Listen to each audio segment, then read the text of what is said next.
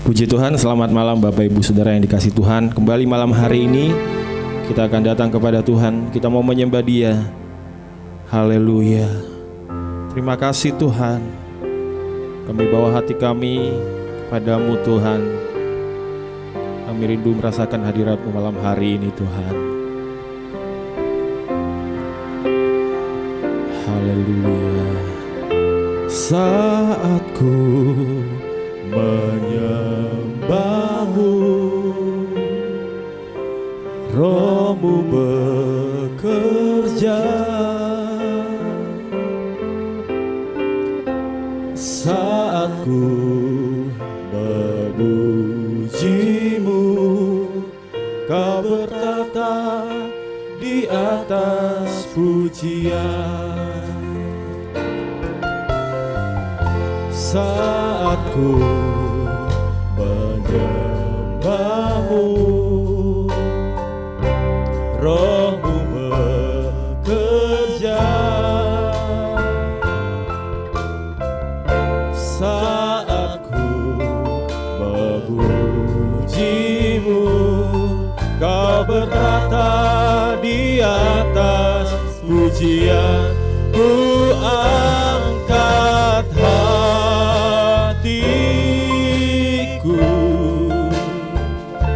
ku pandang kekudusan-Mu. Saat ku sembah, ku puji-Mu, ku rasakan kehadiran-Mu Tuhan. Saat ku menyembah-Mu Tuhan,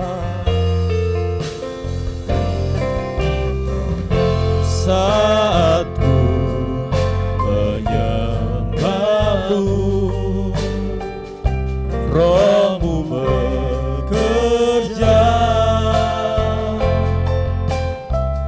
Saat ku memuji-Mu, Kau bertata di atas pujian. Ku angkat hatiku, ku pandang kekudusan-Mu.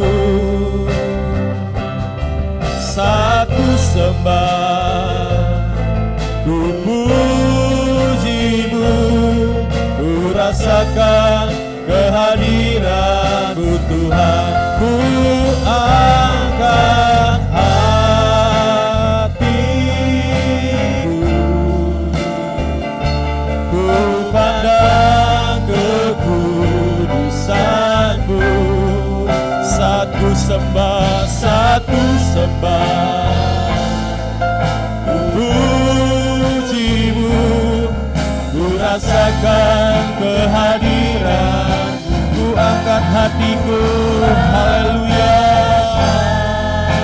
Hatiku, ku pandang kekudusan-Mu. Saat ku sembah, ku puji-Mu, ku rasakan kehadiran-Mu Tuhan. Saat ku sembah, ku puji-Mu, ku rasakan kehadiran-Mu Tuhan. Saat ku sembah, ku puji-Mu, ku rasakan kehadiran-Mu Tuhan. Haleluya. Kami datang menyembah-Mu Tuhan. Kami bawa hati kami kepada-Mu. Haleluya. Haleluya. Haleluya. Engkau layak disembah. Haleluya.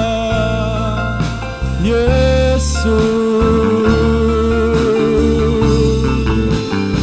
terima kasih Tuhan. Haleluya, haleluya. Kami bersyukur kepadamu Tuhan. Haleluya, haleluya.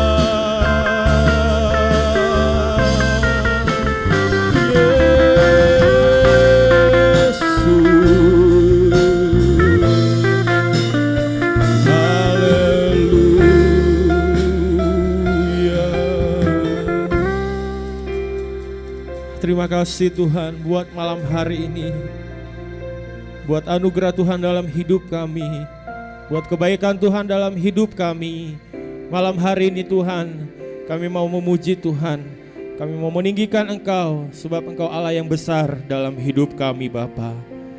Terima kasih Tuhan, kami siap untuk memuji Tuhan. Di dalam nama Tuhan Yesus Kristus, kami mengucap syukur dan berdoa. Haleluya, amin. Puji Tuhan, kita akan memuji Tuhan. Tak terbayang kebesaran-Mu dan tak terbanding kekuatan-Mu Tuhan.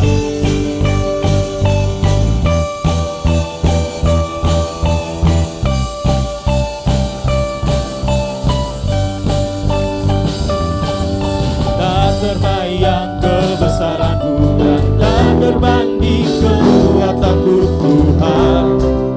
Kau megah bagiku jiwa dan pengharapan telah ku serahkan untuk rencana-Mu Tuhan. Kau raja atasku, hanya Kau yang layak ditinggikan. Ajaib Kau Tuhan, ajaib Kau Tuhan, dan perkasa. Kau sumber kemenanganku, layak berkuasa, pemerintah selamanya. Yesus Kaulah Raja mulia. Haleluya.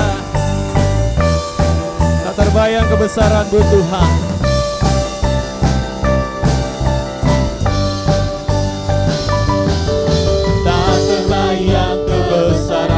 Dan tak terbanding kekuatan-Mu Tuhan. Kau megah bagiku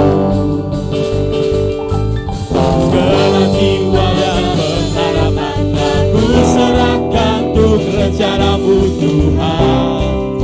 Kau raja atasku, hanya Kau yang layak ditinggikan. Ajaib Kau Tuhan, haleluya.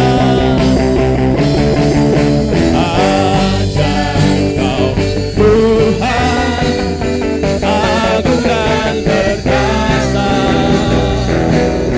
Kau sumber kemenanganku, layak berkuasa, pemerintah selamanya.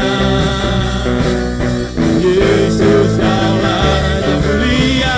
Ajaib Kau Tuhan, agung dan perkasa. Kau sumber kemenangan kami Tuhan. Kau sumber kemenanganku, layak berkuasa, memerintah selamanya. Yesus Kaulah Raja mulia.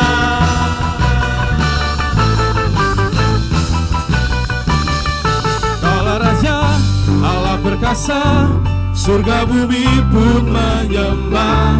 Setiap firman-Mu terangi jalanku. Kaulah Tuhan Allah, Kaulah Raja, Allah perkasa, surga bumi pun menyembah. Setiap firman-Mu terangi jalanku. Kaulah Tuhan Allah yang perkasa.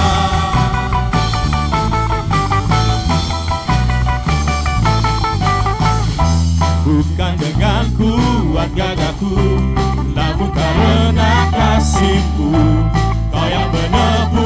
segenap jiwaku. Lewati badai tak ku ragu, karena kau tinggal dalamku. Dengan imanku ku berseru, kaulah Raja, Allah Raja, Allah perkasa, surga bumi pun menyembah. Dan imanmu menerangi jalanku, kaulah Tuhan Allah, kaulah Raja, Allah perkasa, surga bumi pun menyembah. Dan imanmu menerangi jalanku, kaulah Tuhan Allah, kaulah Raja, Allah perkasa, amin. Surga bumi pun menyembah.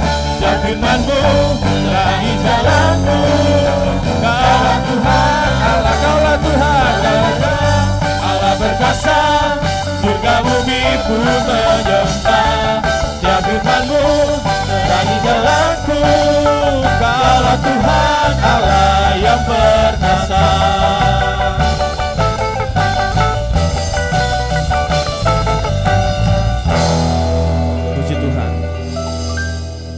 Hari ini kita akan mendengarkan firman Tuhan. Mari kita siapkan hati kita untuk ditaburi lagi oleh kebenaran firman Tuhan. Kami siap dibentuk kembali oleh firman-Mu Tuhan. Engkau Allah kami yang setia. Haleluya.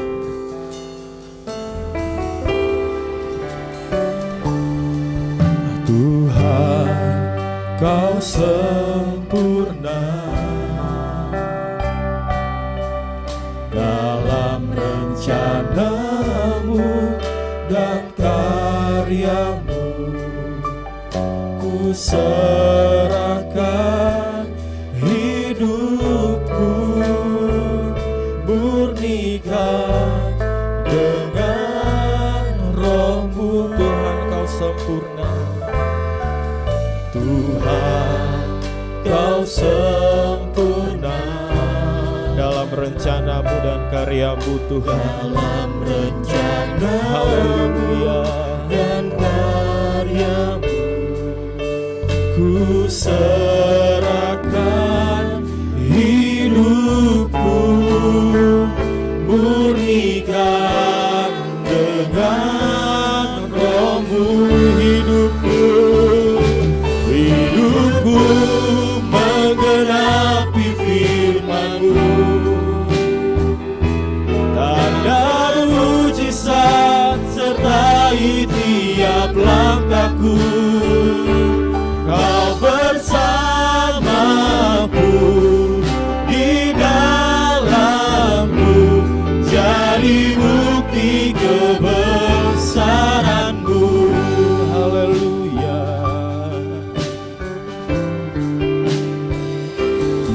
Tuhan, Kau sempurna dalam rencana-Mu dan karya-Mu. Ku serahkan hidupku, murnikan dengan Roh-Mu. Hidupku menggenapi firman-Mu. Tanda mujizat sertai tiap langkahku. Kau bersamaku di dalamku, jadi bukti kebesaran-Mu. Hidupku menggenapi firman-Mu. Tanda mujizat sertai setiap langkahku. Kau bersamaku di dalamku, jadi bukti kebesaran-Mu. Hidupku menggenapi firman-Mu. Haleluya. Tanda mujizat sertai tiap langkahku. Kau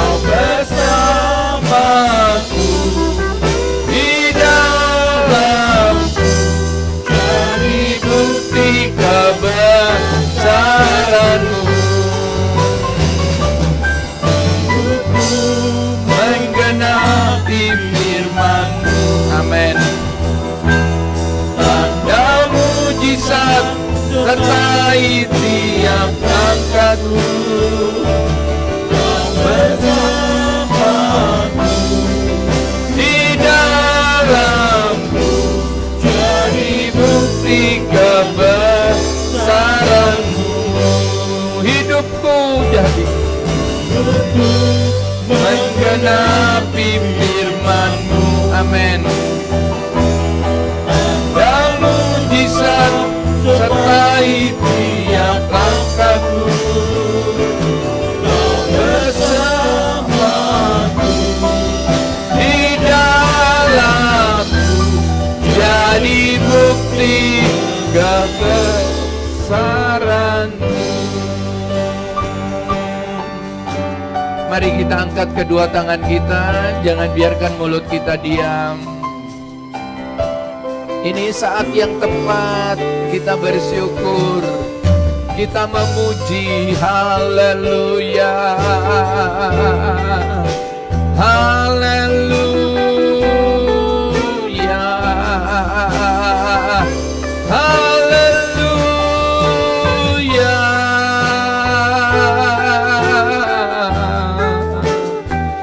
Allahku besar, Allahku hebat, Allahku ajaib.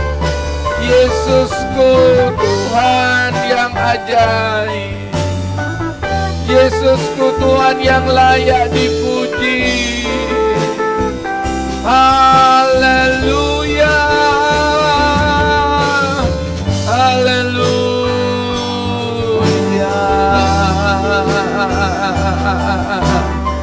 haleluya, haleluya, haleluya. Hormat, kebesaran, pujian untuk-Mu Yesus. Haleluya, haleluya. Terima kasih Tuhan. Terima kasih Tuhan. Terima kasih. Kami sudah memuji dan menyembah-Mu. Saatnya tiba kami akan menyambut firman-Mu. Berbicara kepada kami. Layakkan hamba-Mu sebagai pemberita firman. Dan layakkan semua jemaat-Mu yang mengikuti ibadah secara online ini. Terima kasih Tuhan. Terima kasih. Kami siap menyambut firman-Mu. Dalam nama Yesus. Amin. Silakan duduk. Puji Tuhan. Senang sekali kalau malam hari ini kita bisa jumpa lagi dalam ibadah online.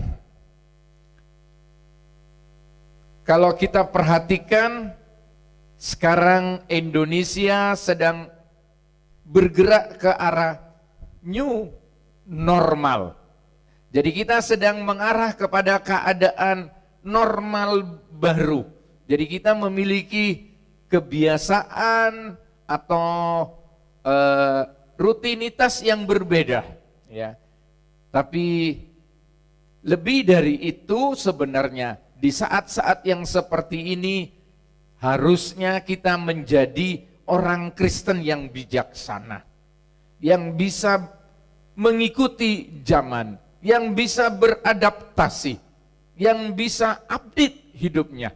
Nah, malam ini saya akan berkhotbah dengan judul Jadilah Kristen yang bijaksana. Artinya jadilah orang Kristen yang bijaksana. Jadilah Kristen yang bijaksana. Saya bacakan Injil Matius pasal 25 ayat 1 sampai ayat 13. Gadis-gadis yang bijaksana dan gadis-gadis yang bodoh. Pada waktu itu hal kerajaan sorga seumpama 10 gadis yang mengambil pelitanya dan pergi menyongsong mempelai laki-laki. 5 di antaranya bodoh dan 5 bijaksana. Gadis-gadis yang bodoh itu membawa pelitanya tetapi tidak membawa minyak. Sedangkan gadis-gadis yang bijaksana itu membawa pelitanya dan juga minyak dalam buli-buli mereka. Tetapi karena mereka itu lama tidak datang-datang juga, mengantuklah mereka semua lalu tertidur. Waktu tengah malam terdengarlah suara orang berseru, mempelai datang, songsonglah dia. Gadis-gadis itu pun bangun semuanya lalu membereskan pelita mereka. Gadis-gadis yang bodoh berkata kepada gadis-gadis yang bijaksana, berikanlah kami sedikit dari minyakmu itu sebab pelita kami hampir padam.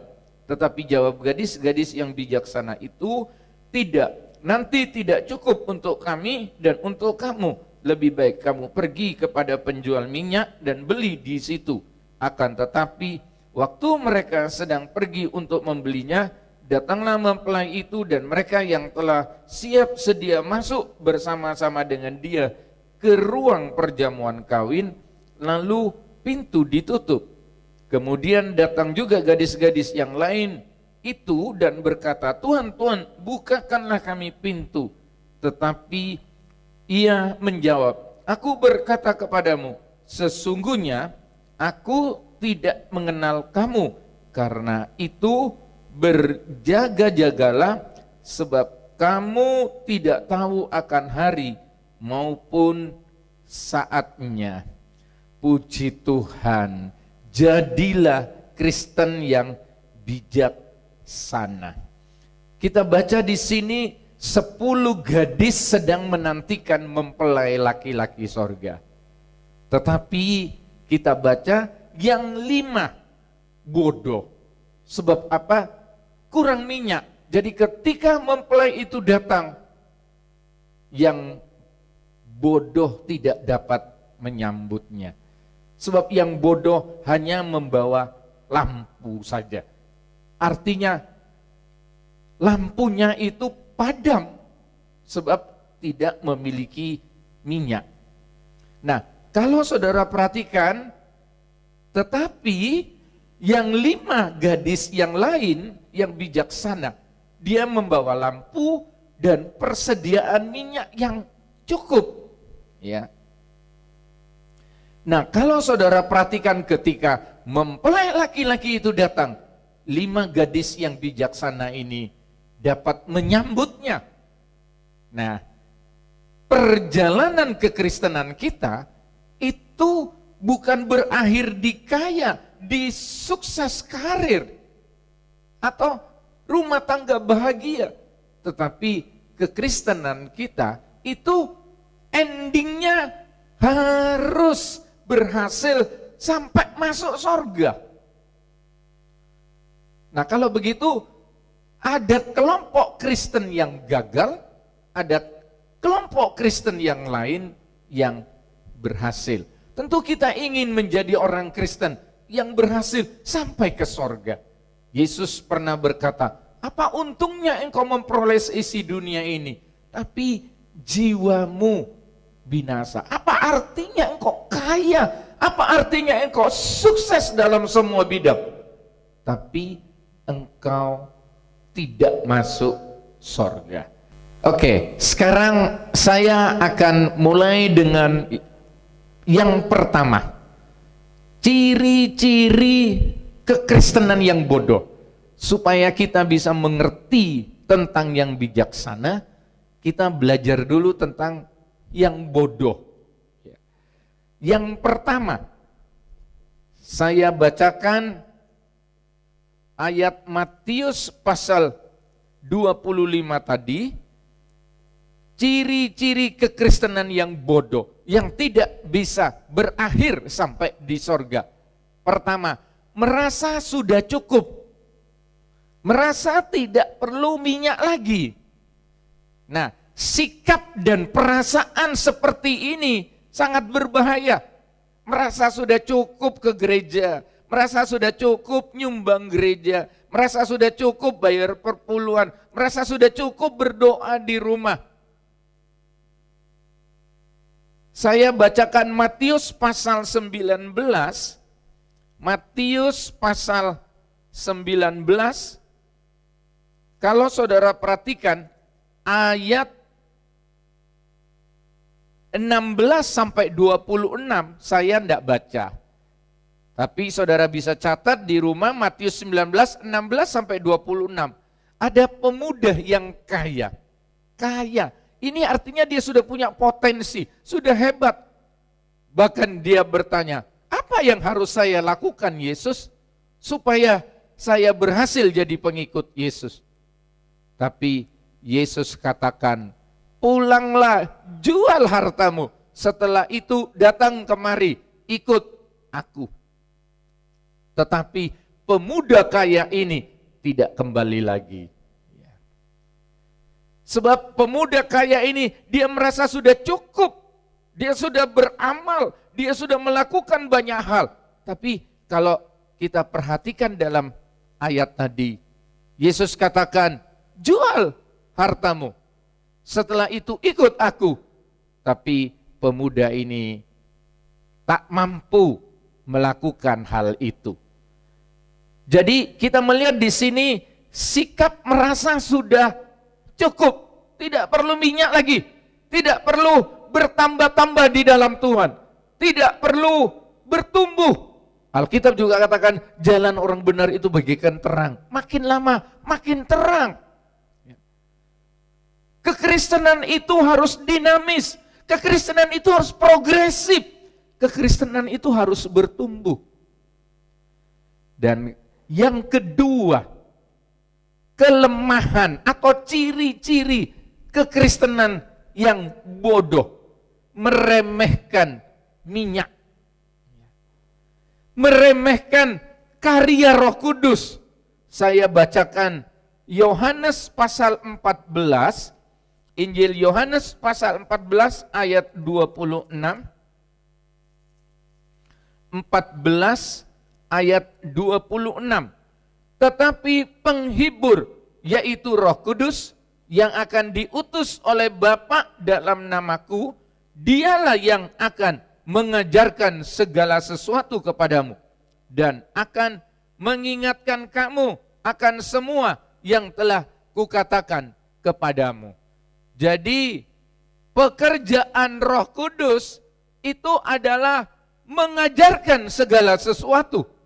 Minyak bicara tentang karya Roh Kudus dalam hidup kita. Berikutnya Yohanes 16 ayat 13, karya Roh Kudus. Tetapi apabila ia datang, yaitu Roh kebenaran, ia akan memimpin kamu ke dalam seluruh kebenaran. Sebab ia tidak akan berkata-kata dari dirinya sendiri, tetapi segala sesuatu yang didengarnya, itulah yang akan dikatakannya, dan ia akan memberitakan kepadamu hal-hal yang akan datang. Jadi kita lihat di sini pekerjaan Roh Kudus, karya Roh Kudus itu adalah memimpin ke dalam seluruh kebenaran. Pekerjaan Roh Kudus adalah memberitakan kepada kita, memberitahu kepada kita akan hal-hal yang akan datang, visioner. Jadi kita melihat di sini kelemahan 5 gadis yang bodoh. Dia meremehkan minyak, dia meremehkan karya Roh Kudus, dia tidak mau diajar segala sesuatu, dia tidak mau dipimpin ke dalam seluruh kebenaran. Jadi kalau yang pertama tadi merasa sudah cukup, tidak perlu minyak lagi, sudah merasa cukup sampai di situ. Misalnya sudah ke gereja seminggu sekali, sudah merasa cukup. Tapi ketika krisis terjadi seperti hari-hari ini, saudara bilang, saya mesti banyak doa, saya mesti banyak baca Alkitab. Dan saya sangat rindu beribadah di dalam gedung gereja. Nah, kalau kita perhatikan yang kedua, meremehkan minyak, meremehkan hal-hal rohani, meremehkan kekekalan. Surga itu bahasa pendeta, surga itu propaganda pendeta, surga itu jualan pendeta. Kalau diajak bicara tentang kekekalan, dianggap enteng, dianggap remeh. Misalnya Kejadian 25 ayat 34, kitab Kejadian 25 ayat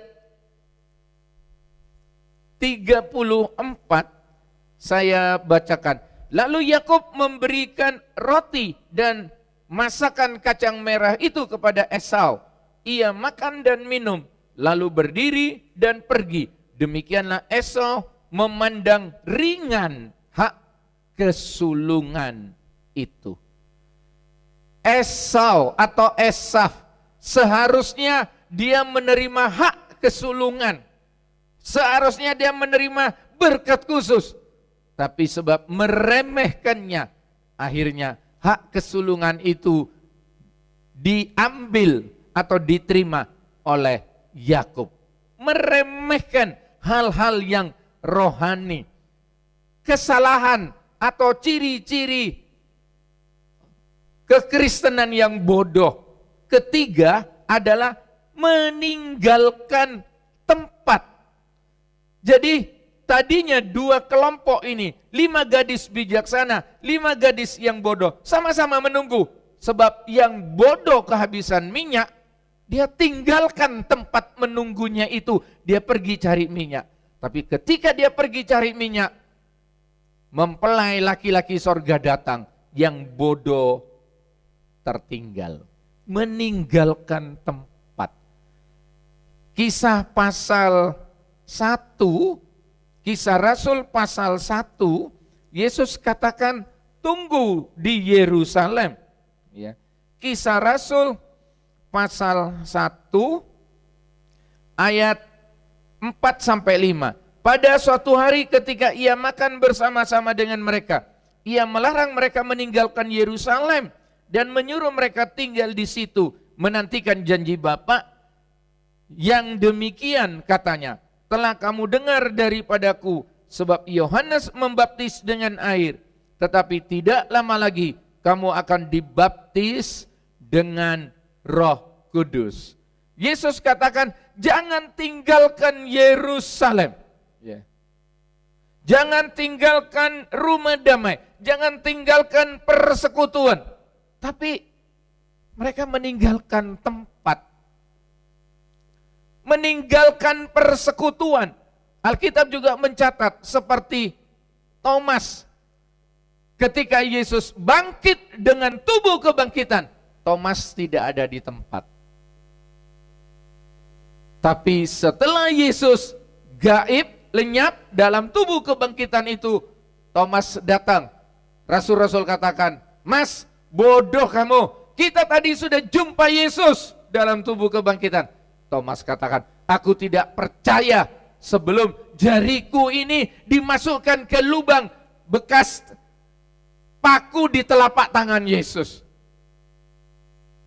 Tak lama kemudian Yesus katakan, "Shalom, salam sejahtera." Yesus datang dengan tubuh gaib lagi, dan Thomas menyesal. Yesus katakan, "Berbahagialah orang yang percaya meskipun belum melihat." Sebab meninggalkan Yerusalem tadi di Kisah Rasul, saudara-saudara. Jangan meninggalkan Yerusalem. Ya. Jangan meninggalkan tempat. Kalau saudara perhatikan, dari sekian ratus banyak orang itu berkumpul, yang bertahan akhirnya hanya 120 orang. Di dalam Kisah Rasul pasal 1 di ayat 12, maka kembali rasul-rasul itu ke Yerusalem dari bukit yang disebut Bukit Zaitun, yang hanya seperjalanan sabat jauhnya dari Yerusalem. Setelah mereka tiba di kota, naiklah mereka ke ruang atas tempat mereka menumpang. Mereka itu ialah Petrus dan lain sebagainya itu. Mereka semua berkumpul dengan sehati dalam doa bersama-sama dengan beberapa perempuan. Dan ayat 15 dikatakan, kira-kira 120 orang banyaknya. Mereka bersisa atau tinggal 120 orang. Dan mereka ini yang tidak meninggalkan tempat, bertahan. Ya. Bertahan.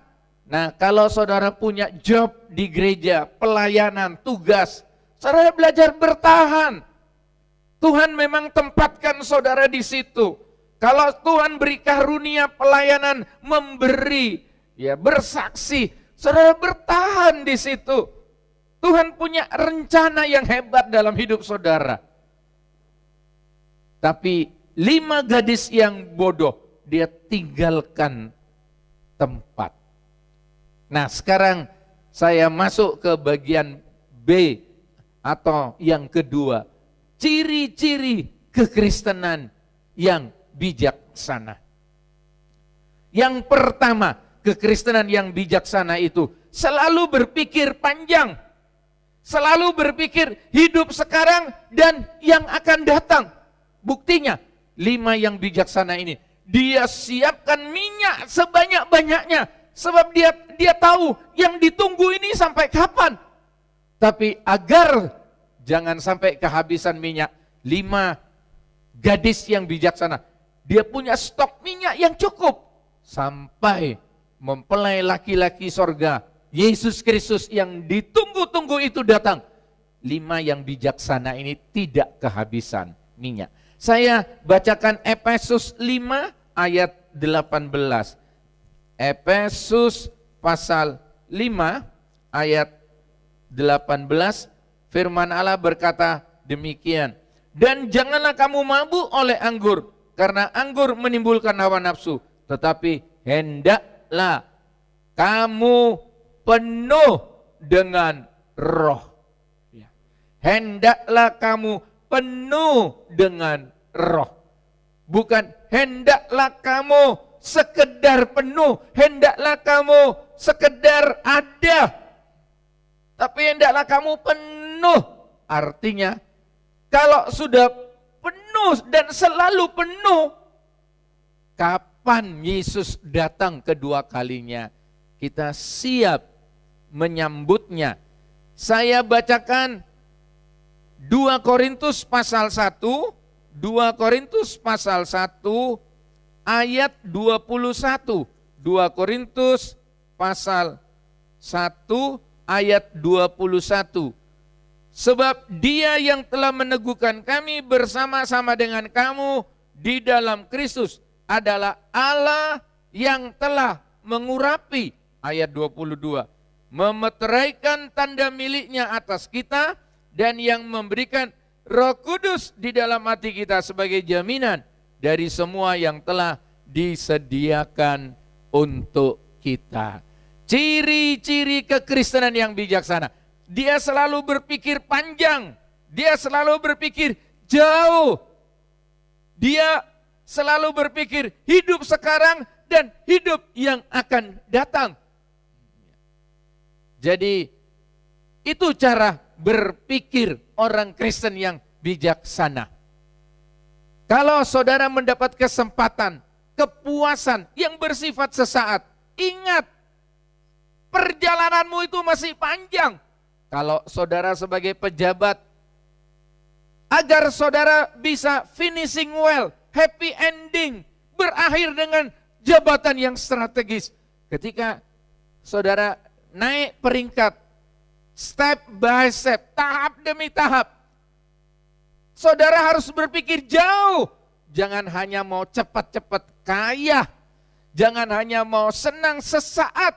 Dan akhirnya kita kehilangan masa depan.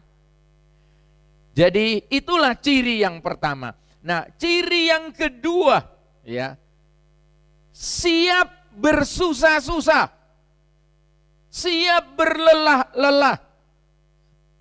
Ada pepatah katakan, berakit-rakit ke hulu, berenang-renang ke tepian, bersakit-sakit dulu, senang-senang kemudian.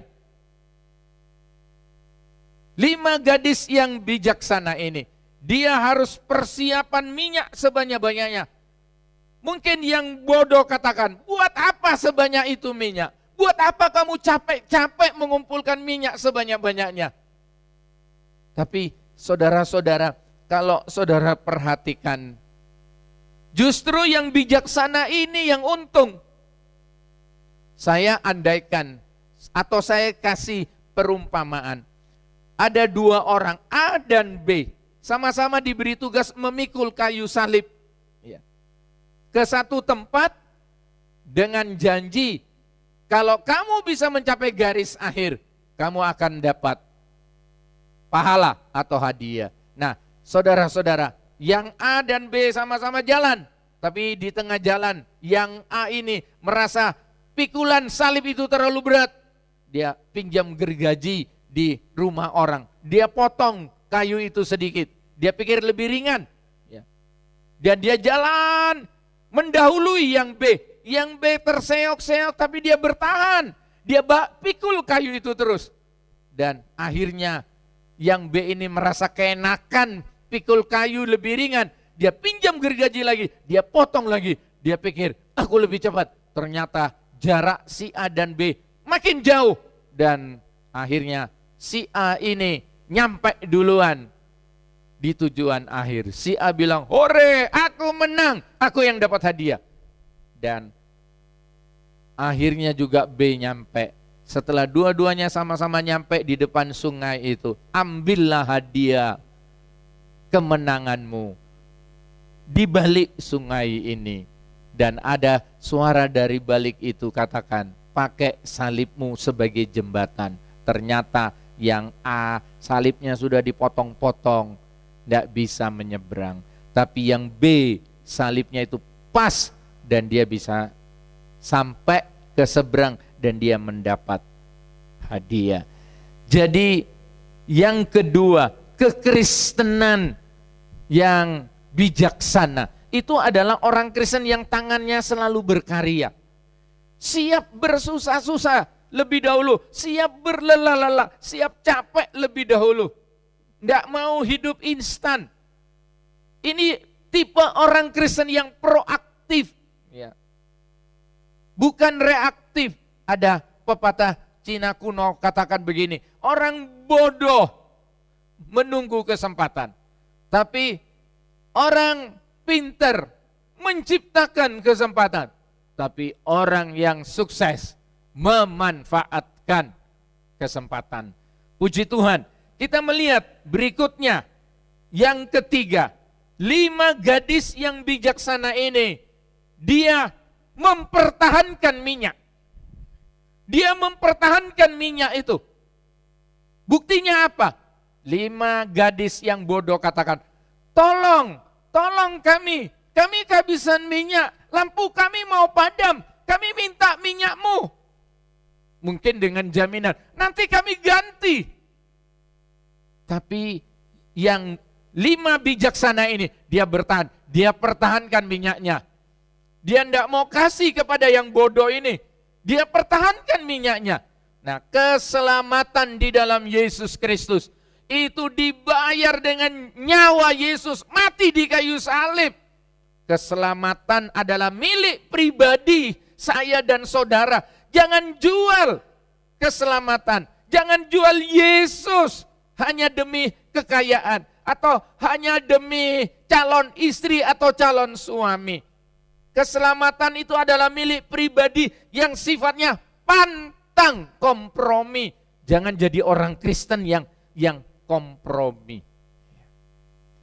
Kalau saudara perhatikan di dalam kitab 2 Raja-Raja pasal 4, ada seorang janda sudah krisis sampai 2 anaknya itu mau diambil oleh orang sebab tidak bisa bayar hutang.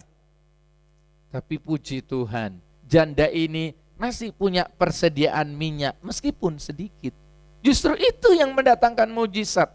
Dan Nabi katakan, pinjam gentong-gentong tempayan sebanyak-banyaknya, tuang minyak itu. Dan minyak itu dituang, semua gentong dan tempayan itu penuh. Dan ketika dijual bayar hutang lunas, anaknya tidak hilang. Gara-gara apa? Ada minyak. Pertahankan anugerah Tuhan yang sudah Tuhan karuniakan kepada saudara.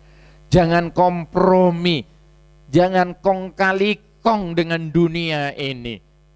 Mari kita mau hidup taat sesuai dengan firman Allah. Saya bacakan Injil Lukas pasal 17 ayat 34 dan 35. Aku berkata kepadamu, pada malam itu ada 2 orang di atas satu tempat tidur. Yang seorang akan dibawa dan yang lain akan ditinggalkan. Ada 2 orang perempuan bersama-sama menghilang. Yang seorang akan dibawa dan yang lain akan ditinggalkan. Jangan sampai menyesal kemudian. Sebab menyesal kemudian tidak ada gunanya. Yang keempat, kalau yang bodoh saya hanya buat 3 poin. Tapi kita lihat sekarang yang bijaksana. Kisah pasal 1 ayat 4, saya bacakan Kisah Rasul pasal 1 ayat 4. Pada suatu hari ketika ia makan bersama-sama dengan mereka, ia melarang mereka meninggalkan Yerusalem dan menyuruh mereka tinggal di situ menantikan janji Bapa. Yang demikian katanya, telah kamu dengar daripadaku. Jadi kita melihat kalau yang bodoh tadi, dia tinggalkan tempat. Dia akhirnya cari minyak. Bodoh, salah sendiri. Tapi yang bijaksana ini, dia tetap tinggal di tempat. Dia tetap setia. Ya. Kisah Rasul tadi katakan, tunggu di Yerusalem. Jangan pergi ke tempat lain, tunggu di Yerusalem. Dan akhirnya benar, yang tunggu di Yerusalem 120 orang itu, mereka dipenuhi dengan Roh Kudus. Di dalam kitab Rut pasal 2 ayat 8, Rut pasal 2 ayat 8, saya bacakan Rut pasal 2 ayat 8. Rut pasal 2 ayat 8. Sesudah itu berkatalah Boas kepada Rut, dengarlah dahulu anakku, tidak usah engkau pergi memungut jelai ke ladang lain, dan tidak usah juga engkau pergi dari sini. Tetapi tetaplah dekat pengerja-pengerjaku perempuan. Tetap tinggal di ladang Boas, katanya Boas. Tetap tinggal. Dan akhirnya Rut ini bisa menjadi istri Boas. Ini bicara tentang Boas, bicara tentang Yesus. Rut ini bicara tentang mempelai wanita atau orang Kristen. Kalau kita tetap tinggal, jadi di mana saudara berada, di mana saudara ditempatkan, ya, Tuhan punya rencana yang hebat, yang dahsyat untuk saudara. Belajar bertahan, apalagi dalam situasi krisis seperti ini. Jangan berusaha untuk pindah tempat kerja yang lain. Jangan berusaha untuk melakukan sesuatu yang penuh dengan resiko. Tapi saudara belajar yang tekun, bertahan. Kalau saudara perhatikan Kisah Rasul 27 ayat 31.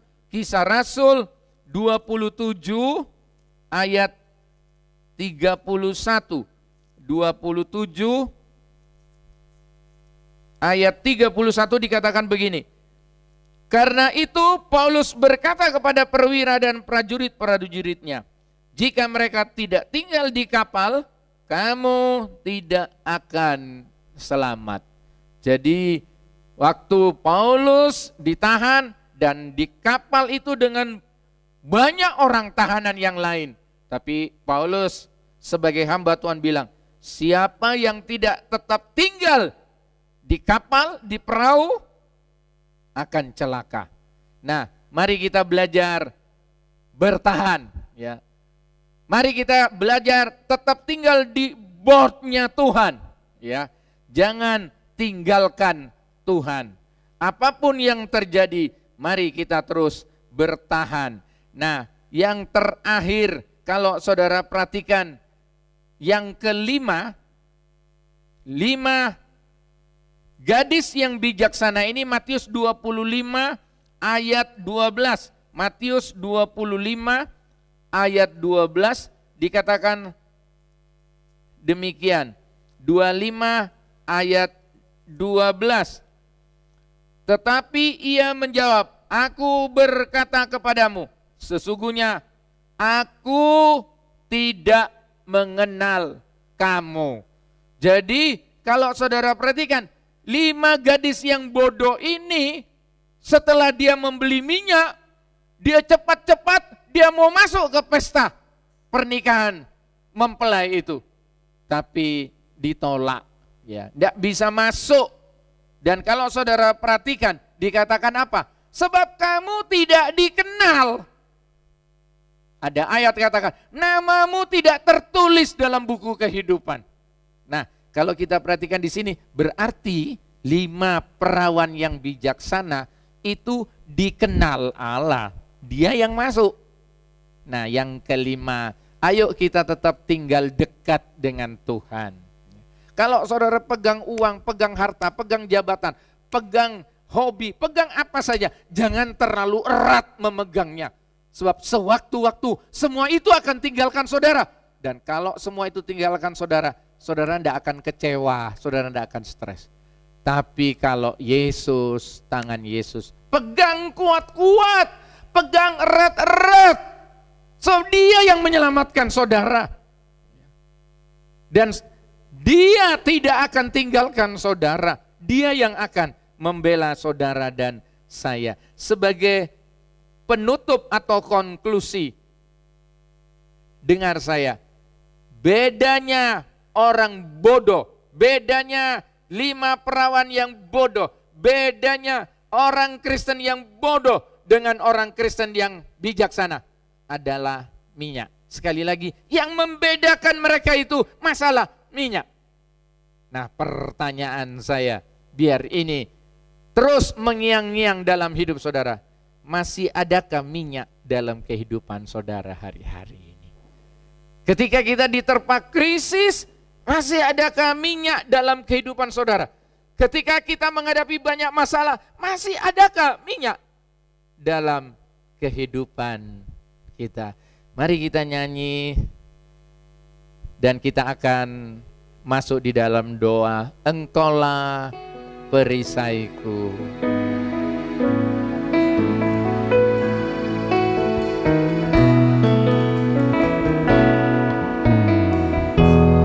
Engkaulah perisaiku saat badai hidup menerpaku. Firman-Mu di dalamku tenangkan jiwaku, bukan berdiri di tengah badai, dalam kekuatan yang Kau berikan. Sampai kapanpun bukan bertahan, karena Yesus selalu menopang hidupku.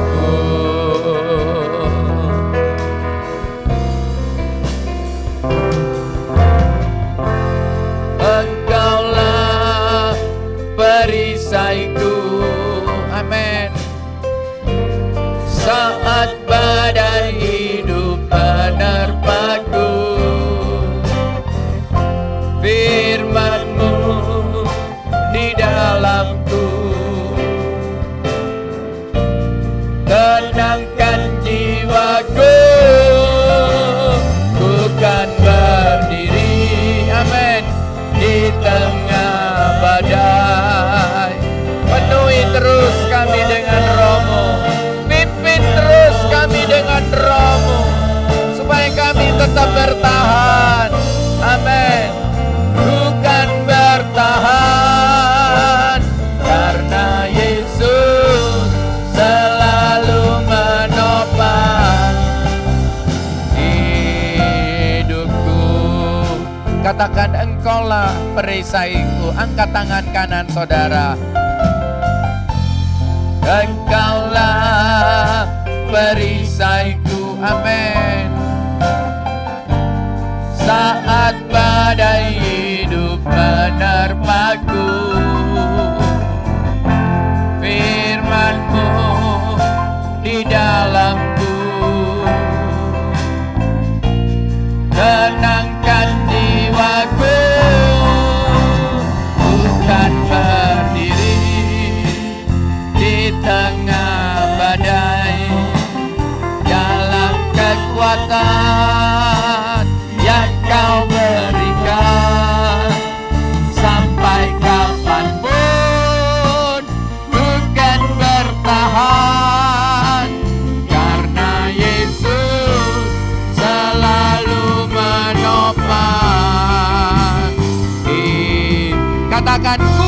bertahan.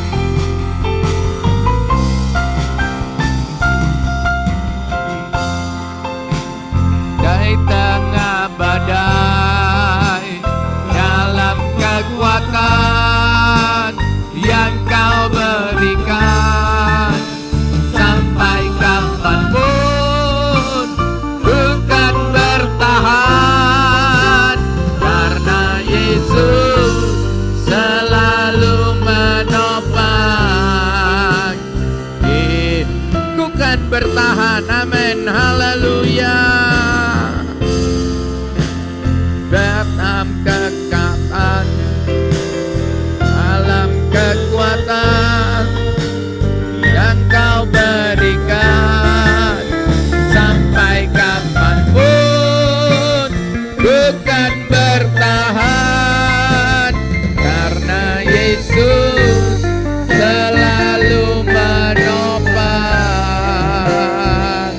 hidupku. Turunkan tangan saudara, jangan biarkan mulut saudara diam. Ini saat yang tepat saudara memperbarui komitmen saudara. Ini saat yang tepat saudara memperbarui tekad saudara untuk bertahan ikut Yesus, untuk tetap setia. Haleluya. Biar minyak Roh Kudus makin berkarya dalam hidup kami. Jadikan kami makin peka dengan karya Roh Kudus hari-hari ini. Bawa kami makin mengerti kebenaran. Pimpin kami. Haleluya. Haleluya.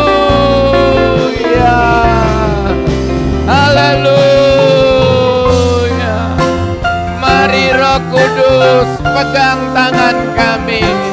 Mari Roh Kudus cerahi hidup kami selalu dengan firman-Mu. Haleluya.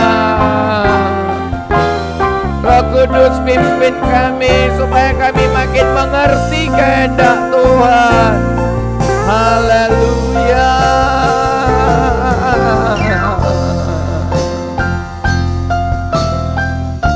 Haleluya. Haleluya. Haleluya Yesus. Kami bertekad, kami mau menjadi orang Kristen yang bijaksana. Haleluya. Semakin dunia menuju ke arah kebodohan, kami akan terus bergerak menuju ke arah bijaksana. Terima kasih untuk firman-Mu. Firman-Mu ku simpan dalam hatiku, supaya aku jangan berdosa kepadamu. Terima kasih Tuhan. Terima kasih. Terima kasih. Terima kasih. Kami tidak mau menyesal kemudian Tuhan. Terima kasih. Ampuni dosa kesalahan kami. Berkati seluruh jemaat-Mu, Friend of God Ministry di Surabaya, GPDI Sahabat Allah di Sumeneb. Berkati semua yang mengikuti ibadah ini. Berkati Indonesia. Pulihkan kami dari krisis. Kami sedang bergerak ke arah new normal. Kami sedang bergerak kepada kebiasaan yang baru Tuhan. Engkau tetap tolong pimpin kami, dan Roh Kudus memegang tangan kami. Terima kasih Tuhan. Terima kasih. Semua yang bertanggung jawab untuk mengatasi krisis corona ini Tuhan. Tuhan beri hikmat akal budi sehingga mereka membuat kebijaksanaan yang tepat. Dan semua dokter, tenaga medis, keamanan, tokoh-tokoh masyarakat dipakai Tuhan untuk jadi berkat. Dan Tuhan beri imun yang kuat kepada mereka sehingga mereka bisa menolong kami di Indonesia ini. Berkati kami semuanya. Terima kasih Tuhan. Semua yang melayani di dalam ibadah online ini diberkati oleh Tuhan. Tadahkan kedua tanganmu, minta berkat. Engkau Allah Jehovah Jireh. Engkau Allah El Shaddai, Engkau Allah El Gibor. Untuk itu kiranya anugerah dan sejahtera Allah Bapa, cinta damai di dalam Yesus Kristus, persekutuan, kekuatan, sukacita, semangat dari Roh Kudus turun atas kami semua hari ini, besok, bahkan sampai Maranatha, Yesus datang kedua kalinya. Bagi mereka jemaat yang berulang tahun dalam minggu ini, diberkati Tuhan dengan berlimpah-limpah. Dalam nama Yesus, semua yang percaya berkata, amin. Puji Tuhan. Selamat malam, selamat hari Minggu. Tuhan memberkati. Amin.